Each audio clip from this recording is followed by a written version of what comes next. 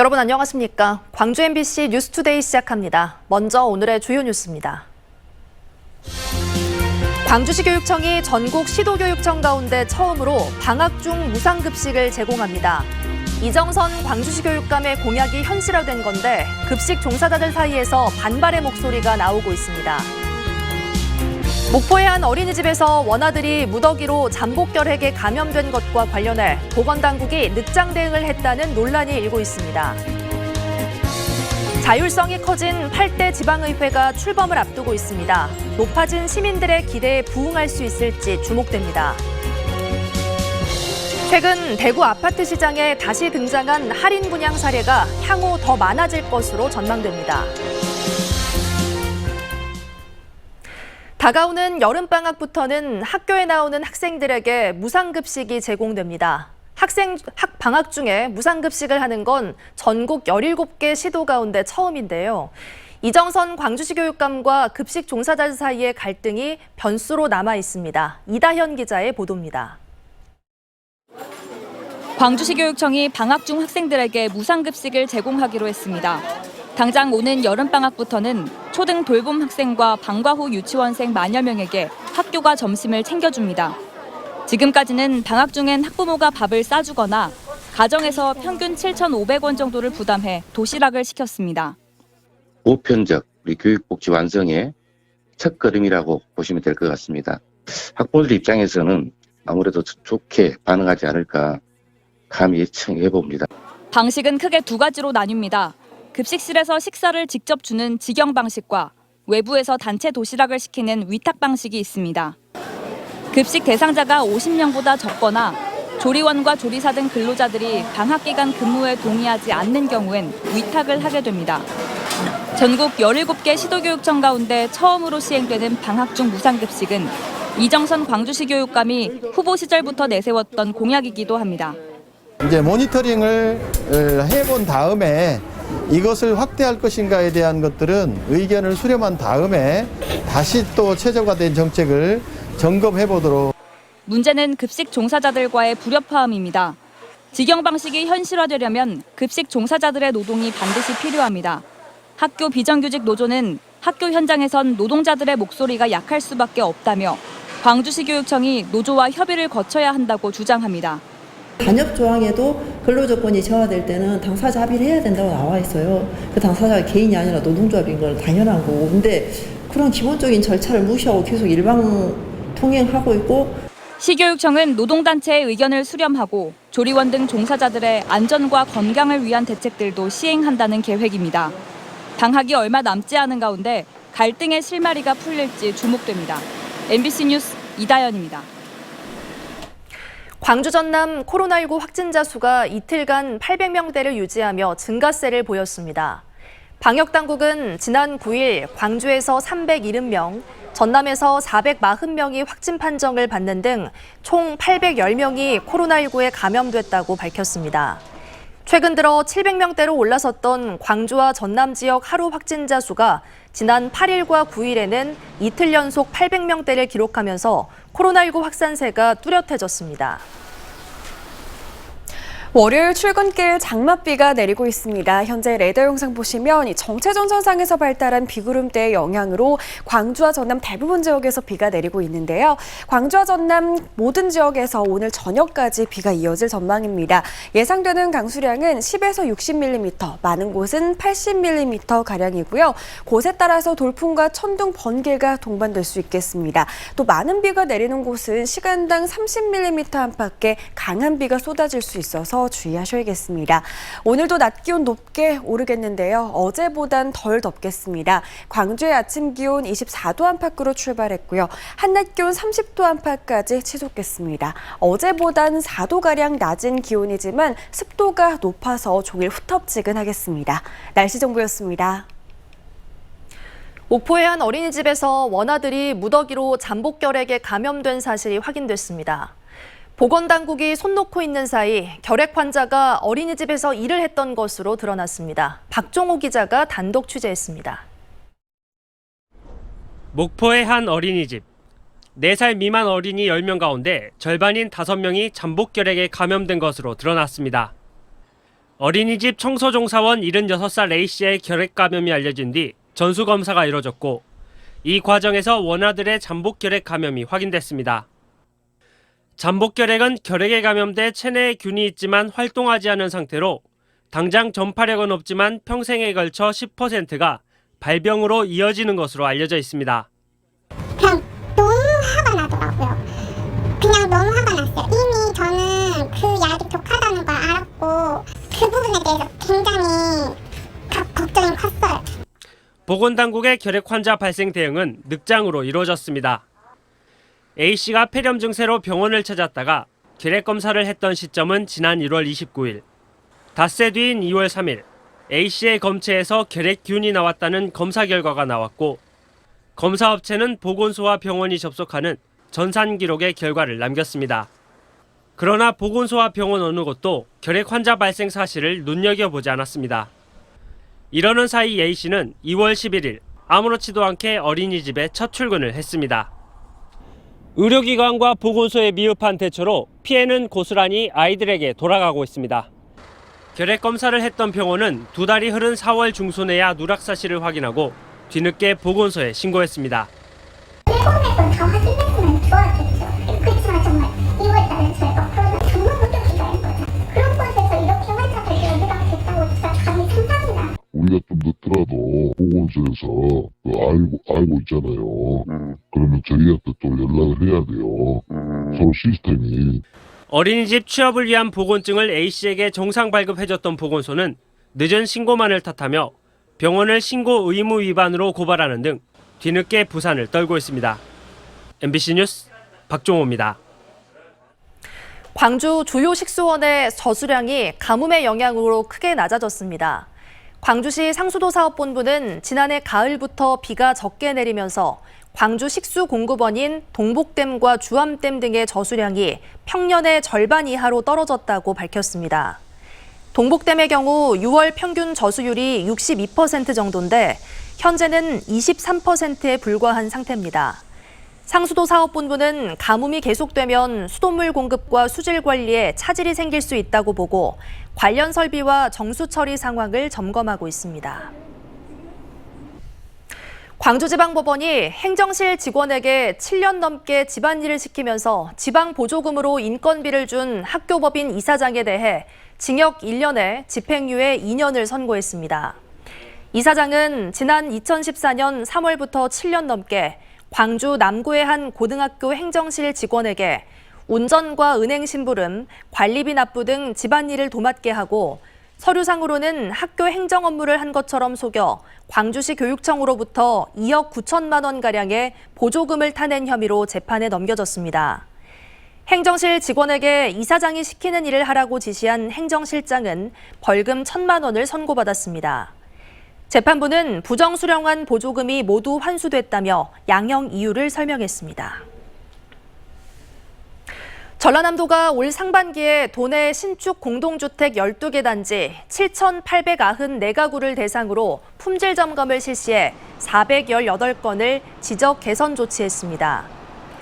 이번 점검에서는 콘크리트 균열과 안전난간 미설치, 경계석 침하, 세대 내 타일 마감, 도장 불량 등이 주로 지적됐습니다. 특히 층간소음 최소화를 위해 골조 단계 점검이 골조 완공 후가 아닌 공사 중에 이루어졌고 품질 점검 대상도 공동주택 30가구 이상으로 조례에서 규정해 주택법상 기준인 300가구 이상보다 기준이 확대됐습니다. 전남도는 지난 2015년부터 건축계획과 시공, 안전과 구조, 토목 등 10개 분야의 민간 전문가로 점검단을 구성했고 지난 7년 동안 91개 단지에 대해 3,172건을 시정 조치했습니다.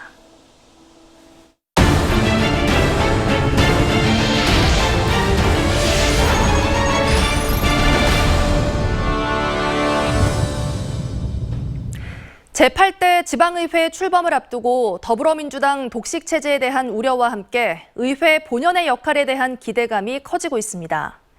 특히 이번 8대 지방의회는 직원 인사권의 독립과 정책지원관 제도의 도입으로 의회의 자율성이 강화된 만큼 시민들의 기대치는 더욱 높아졌습니다. 보도에 최우식 기자입니다.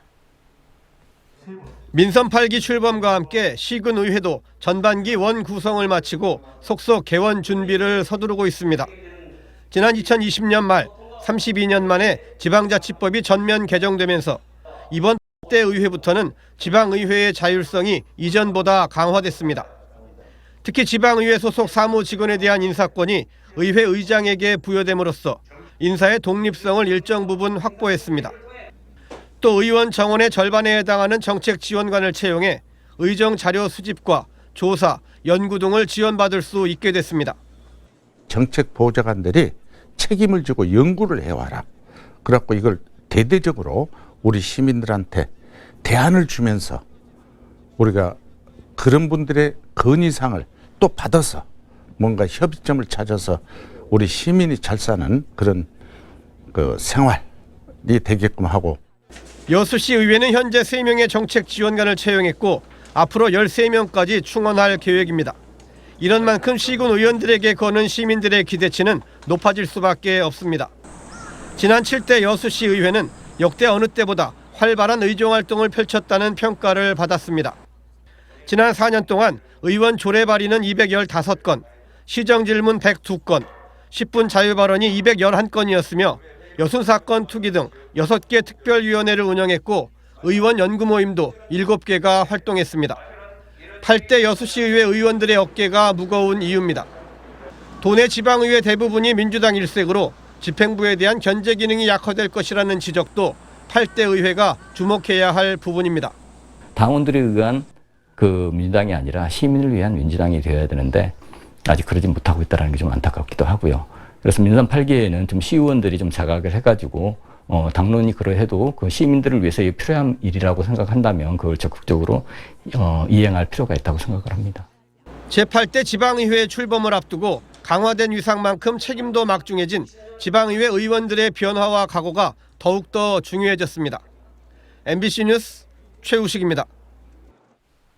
당권 도전이 유력한 더불어민주당 이재명 의원이 광주를 찾아 시민들과 소통의 시간을 갖고 호남 민심 공략에 나섰습니다. 이 의원은 어제 오후 5.18 민주공원대 원형광장에서 시민들과 함께 걸으며 의견을 듣는 위로 걸음 행사를 가졌습니다. 8월 전당대회를 앞둔 이 의원의 이번 방문은 민주당의 텃밭인 광주에서 당권 도전을 위한 출마 정지 작업으로 해석되는 가운데 이 의원은 오는 17일쯤 당권 도전을 공식 선언할 것으로 알려지고 있습니다.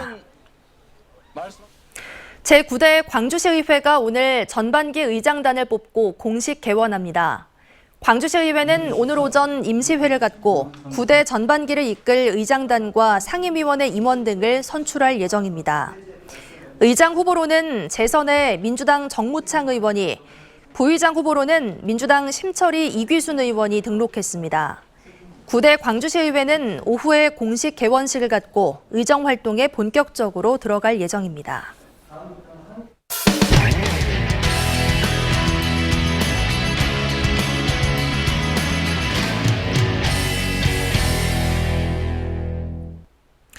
광주의 경우 아파트 분양 시장이 여전히 뜨겁지만 대구에선 미분양 사태가 심각해지고 있습니다. 대구 지역의 부동산 전문가들은 미분양 아파트가 완공돼 입주할 시기가 돌아오면 할인 분양 사례가 속출할 것으로 내다보고 있습니다. 대구 MBC 한태연 기자가 보도합니다. 대구 수성구 신매동에 짓는 이 아파트는 84제곱미터형 207가구 규모로 후분양했습니다. 지난 3월 청약을 받았지만 실제 계약은 20가구 정도로 계약률 10%대에 머물러 있습니다. 입주가 내년 1월로 다가오며 상황이 다급해지자 결국 할인 분양을 시작했습니다. 분양 잔금에서 7천만 원 할인, 중도금 무이자 대출, 시스템 에어컨 무상 시공 등 최대 8,500만 원 혜택을 준다며 재분양에 나선 겁니다. 최초 분양가 7억 원 후반대에서 10% 정도 할인된 금액입니다. 업체 측은 조기에 사업 자금이 많이 투입돼 입주 시기가 다가오면서 원금이라도 회수하기 위해 내린 특단의 조치라고 설명합니다. 하지만 애초 분양가를 높게 책정하기 위해 후분양을 한 사례로 볼 때 실제 할인 효과가 있는지에 대해서는 의문이라는 지적도 나옵니다. 시장이 불안정하기 전까지 맞닿아 있는 경산 지역의 최고 매매가가 7억을 넘은 적이 있습니다. 그럴 때 공급이 절대 부족했던 수성구 CG 지역에 7억 이상의 가격은 절대 높은 게 아니었다고 판단했습니다. 올해 5월 기준 대구의 미분양 아파트는 6,800여 가구. 지난 4년간 대구에 아파트 11만 가구가 공급된 걸 감안하면 입주를 앞둔 미분양 가구는 더 늘어날 전망입니다. 대구의 기존 아파트 매매 가격도 33주째 하락세를 보이고 있어 업체마다 할인 분양을 고민하고 있습니다. 최근에 어떤 할인 분양이 나온 단지는 후분양을 하다 보니까 입주가 임박한 시기에서 이제 그런 판매 촉진책으로 나왔고, 지금 기본의 미분양 단지들은 대부분 아직 분양 초기이기 때문에 아마 분양 촉진책으로 이어지면서 입주 시점에 가면 약간 특단의 대책이 나오지 않을까, 그렇게 보여집니다. 주택산업연구원이 발표한 6월 대구의 분양 전망 지수는 42.8로 전달 80.0과 비교해 37.2포인트 내렸습니다. 경기 악화를 예상하는 주택사업자가 그만큼 많다는 뜻으로 이 같은 추세가 오는 하반기까지 이어진다면 내년에는 아파트 가격 조정과 할인 분양은 더 거세질 것으로 전망됩니다. MBC 뉴스 한태현입니다. 코로나19 확산 여파로 장기간 중단됐던 무안국제공항 국제선 운항이 오는 14일부터 재개됩니다. 오는 14일 오전 8시 10분 퍼시픽항공의 베트남 나트랑 노선을 시작으로 국제선 운항이 다시 시작되며 퍼시픽항공은 16일부터 다낭 노선을 4일 주기로 운항하고 제주항공은 다낭과 방콕 등의 노선을 매주 수요일과 토요일에 운항합니다. 이는 코로나19 확산 여파로 무안국제공항에서 2020년 3월 국제선 운항이 중단된 지 2년 4개월여 만입니다. 광주 전남에서 산재로 숨진 노동자가 지난해보다 늘어난 것으로 나타났습니다. 광주고용노동청에 따르면 올 상반기 광주 전남에서는 지난해 같은 기간보다 4명이 늘어난 30명의 노동자가 숨졌고 중대재해처벌법이 적용된 사고는 4건이었습니다. 노동청은 사망사고 발생 위험이 높은 사업장을 중심으로 핵심 위험 요인을 집중 감독하기로 했습니다. 전라남도가 만 24세 이하 청소년 부모에게 자녀 1인당 월 20만 원의 아동양육비를 지원하는 청소년 부모 아동양육비 지원 시범 사업을 올 연말까지 시행합니다. 이번 사업은 청소년기의 임신과 출산, 양육을 경험하면서 학업이나 취업 준비, 자녀 양육 등으로 생활이 어려운 청소년 부모 가구의 자녀 양육 부담을 줄이고 가정의 안정을 도모하기 위한 조치입니다. 한국교통안전공단 광주 전남 본부는 불법 개조 이륜 자동차를 집중 단속합니다. 단속 대상은 심야 시간에 굉음을 일으켜 수면을 방해할 수 있는 미인증 등화 장치 설치, 경음기 추가 등을 한 불법 개조 이륜차입니다. 단속반은 운영 중인 배달업체에 대해서도 지속적인 지도를 실시할 방침입니다. 월요일 출근길 장맛비가 내리고 있습니다. 교통안전에 주의하셔야겠습니다. 현재 레이더 영상 보시면 정체전선상에 발달한 비구름대의 영향으로 비가 내리고 있는데요. 광주와 전남 대부분 지역 오늘 저녁까지도 비가 이어지겠고요. 남해안 지역을 중심으로는 내일 새벽까지도 비가 내릴 수 있겠습니다. 예상되는 강수량은 광주와 전남에 10에서 60mm, 많은 곳은 80mm 이상입니다. 비구름대가 국지적으로 발달하면서 곳에 따라서는 돌풍과 천둥, 번개가 동반될 수 있겠고요. 시간당 30mm 안팎의 강한 비가 쏟아질 수 있겠습니다. 비가 내리지만 낮 기온은 높게 오르겠습니다. 광주의 아침 기온 24도 안팎에서 출발했고요. 한낮 기온 30도 안팎까지 치솟겠습니다. 어제보단 4도가량 낮은 기온이지만 종일 후텁지근하겠습니다. 비가 내리지만 대부분 지역의 한낮 기온 30도 안팎까지 치솟겠습니다. 곳곳에선 열대야가 나타난 가운데 목포의 현재 기온 25도 안팎 보이고 있고요. 영암과 강진에서도 이미 아침 기온 25도를 웃돌고 있습니다. 한낮 기온 고흥에서는 29도 안팎 보이겠고요. 여수에서는 28도로 예상됩니다. 바다의 물결은 최고 1.5m에서 2m 안팎으로 일겠습니다. 이번 주 장맛비가 내리는 날이 많겠지만 한낮 기온은 30도를 웃돌겠습니다. 날씨 정보였습니다. 이상으로 뉴스 마칩니다. 함께해 주신 여러분 고맙습니다.